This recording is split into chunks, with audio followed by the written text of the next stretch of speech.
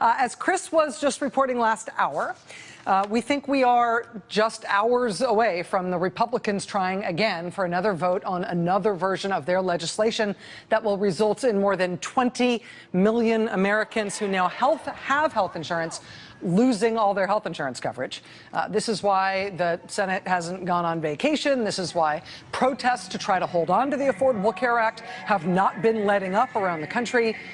As recently as today and into tonight, senators apparently have no idea what they're going to be asked to vote on tomorrow, but they are going to be asked to vote tomorrow. So really all eyes on that tonight. We're going to be talking with a key senator tonight who is in the middle of that fight, one whose town halls have been looking like this since the health care fight started.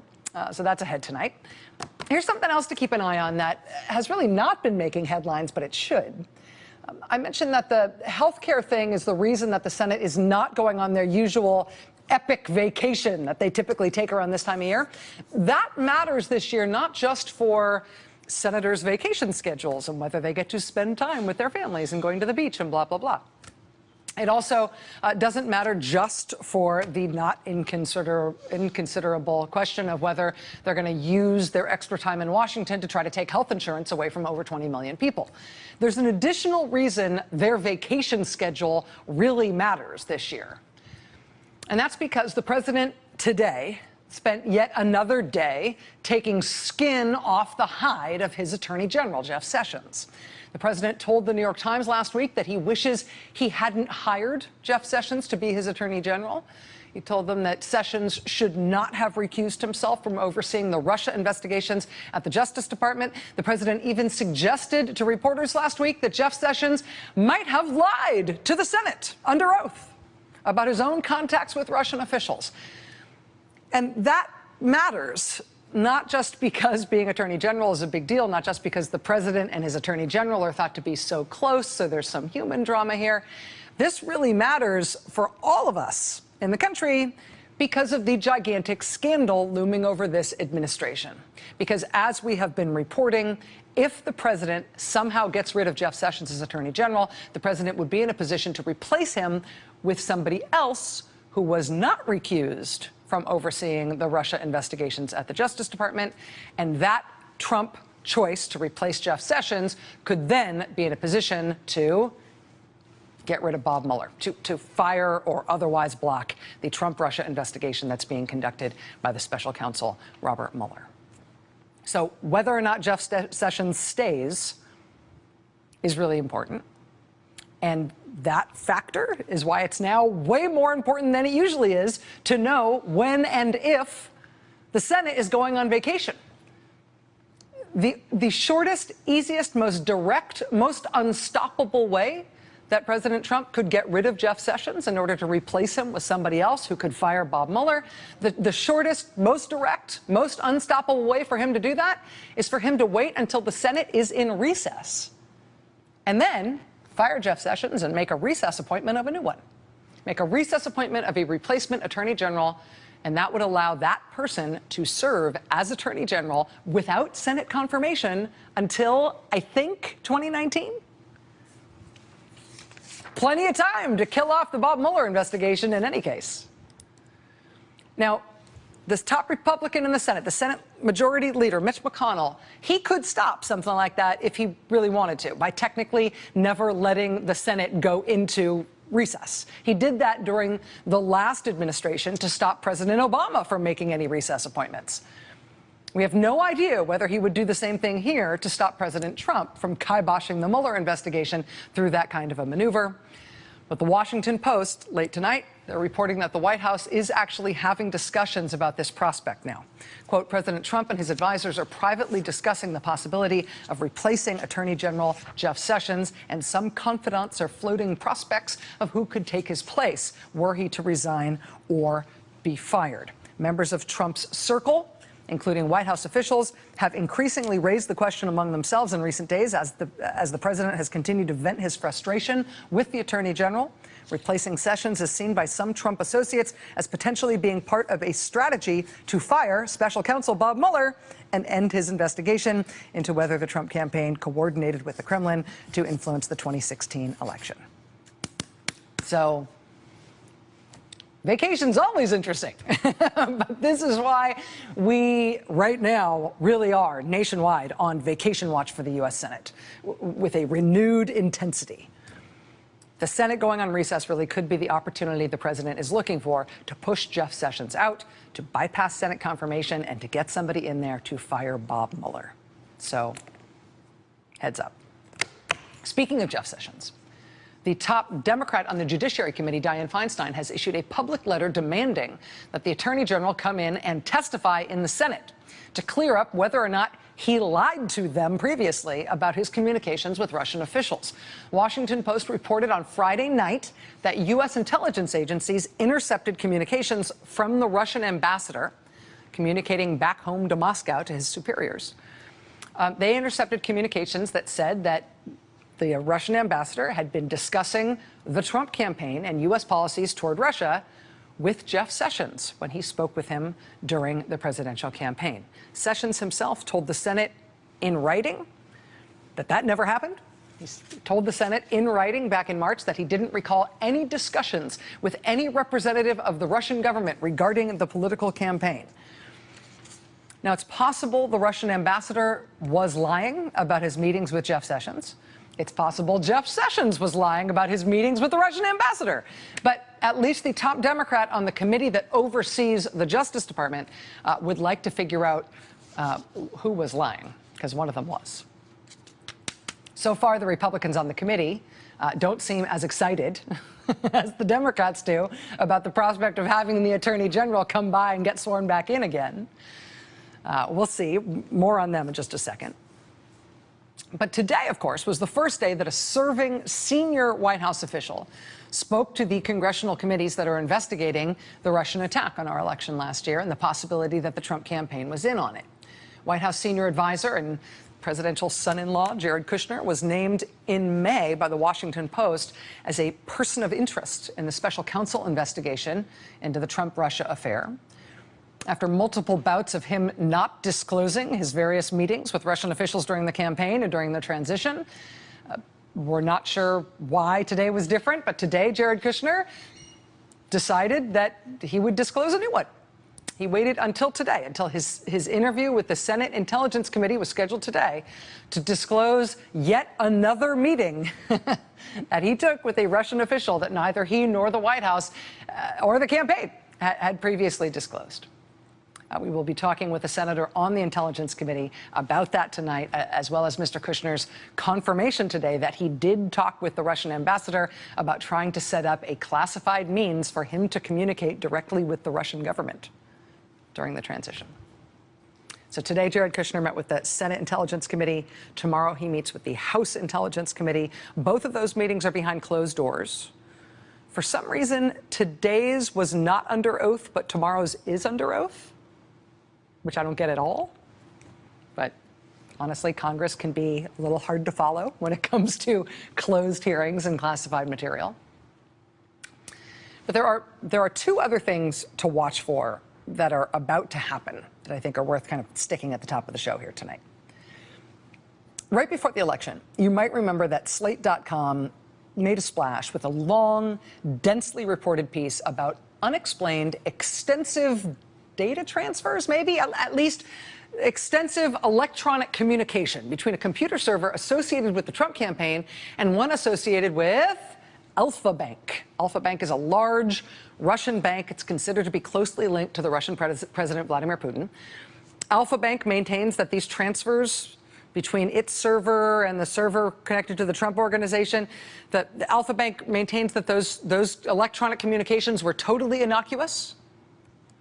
The Trump campaign said at the time, quote, the Trump organization has no communication or relationship with this entity or with any Russian entity.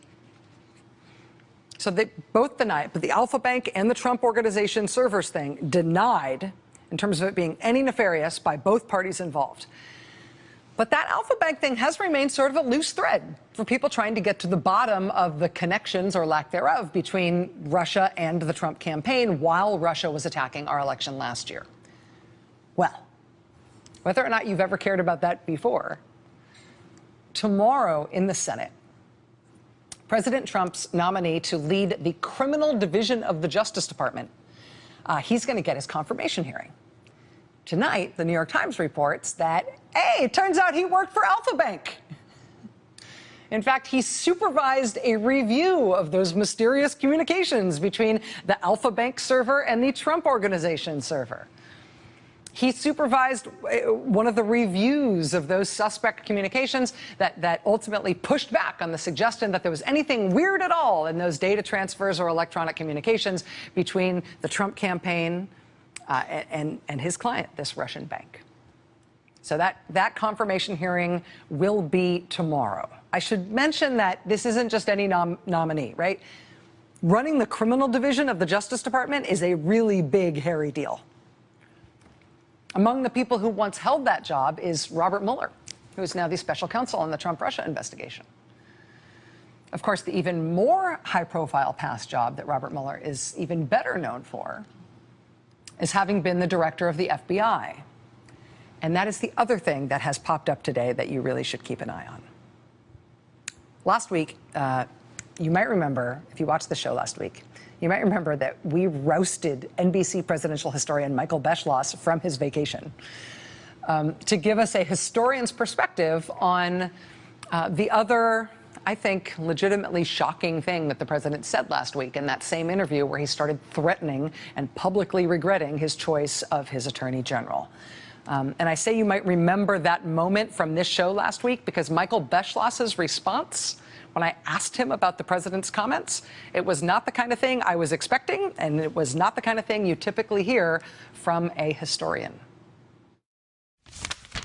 He said that the FBI director should report directly to him as president. Then immediately thereafter, he said, I think we're going to have a very good new FBI director. He was citing what he described as historical example in terms of explaining why the FBI director should should report directly to him. Was he correct in that? No, he was not. I found his suggestion of the FBI director working directly for the president, reporting to him, that is absolutely blood-chilling. Blood-chilling. Coming from Michael Beschloss, that's the kind of thing that sticks with you. What Michael Beschloss found blood-chilling was this short argument from the president in his New York Times interview last week. I'll quote you what he said. I have noted before that the president does not usually speak in a way that transcribes well, and I do not mean that as an insult. It is not a sin. I also do not speak in a way that transcribes well. I get it. But even so, with this verbatim transcript, you can clearly get his meaning here. Here it is. Quote, when Nixon came along, inaudible, we don't know what the next word was. When Nixon came along, was pretty brutal. And out of courtesy, the FBI started reporting to the Department of Justice. But there was nothing official. There was nothing from Congress. There was anything. But the FBI person really reports directly to the President of the United States, which is interesting, which is interesting. And I think we're going to have a great new FBI director. And then the Times reporter Maggie Haberman says Chris Wray. And the president says he's highly thought of by everybody.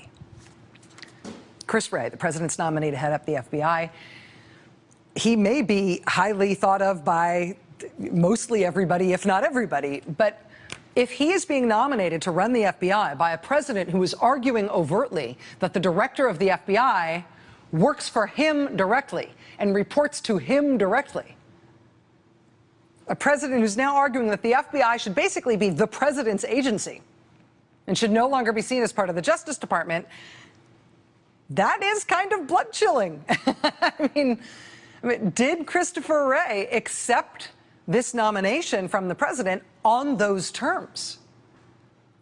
When he accepted this nomination from the president, was it with the understanding that this is the way the president sees the FBI? Because the president is now saying publicly that as far as he's concerned, the FBI reports direct to him. The FBI director personally reports direct to him. Did Wray agree to that when he accepted the nomination? Surely the Senate would want to know that before they voted on whether or not to confirm him, right? Apparently not. The day after the president made those remarks to the New York Times, the Judiciary Committee in the Senate voted to approve the nomination of Chris Wray to lead the FBI. It was a vote of everybody to nobody. It was a unanimous vote to approve him in the committee. He still needs his full vote in the Senate, and that is expected to come up quickly. But now, WNYC reporter Matt Katz, WNYC, who made a national name for himself with his reporting on the Chris Christie Bridgegate scandal. Now, Matt Katz at WNYC has new news about Christopher Wray and his last big gig before being nominated by President Trump to lead the FBI. During the Bridgegate scandal, where the Christie administration in New Jersey was accused of shutting down access to the busiest bridge in the country, basically as a matter of political revenge, and where 3 appointees or staffers of Chris Christie pled guilty or were convicted. During that scandal, Governor Christie retained Christopher Wray to be his personal attorney, representing the governor in that scandal, with the legal fees all billed to the citizens of New Jersey. Well, through a public records request, WNYC has now found that there is something a little weird about that agreement. Namely, it appears that the taxpayers of New Jersey started paying Christopher Wray to represent Chris Christie in the Bridgegate scandal all the way back in 2014. But that fact was never publicly disclosed. Well, at least it publicly wasn't disclosed for a very long time. They never even filed the paperwork to make it official until Christopher Wray had already been on the job, doing the job for 11 months. Almost a year, billing the taxpayers for his work.